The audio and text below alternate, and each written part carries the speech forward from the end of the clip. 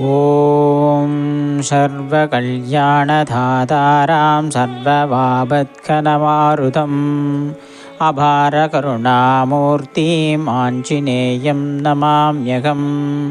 अञ्जनानन्दनं वीरं जानकीशोकनाशनं कपीश्मशहन्तारं वन्दे लङ्काभयङ्करम्।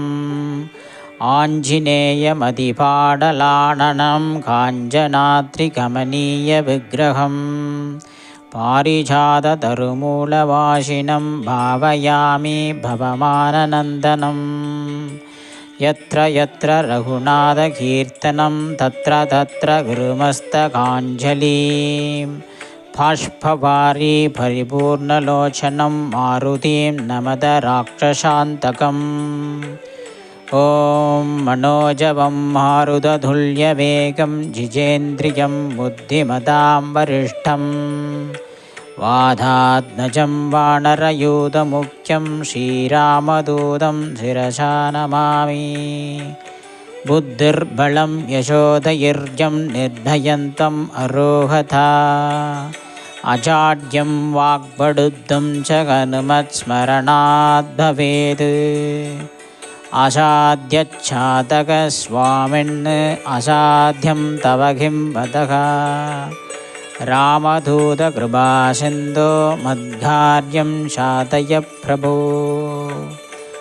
रामदूतमहाधीर रुद्रवीर्यसमुद्भव अञ्जनागर्भसम्भूत वायुपुत्र नमोऽस्तु ते।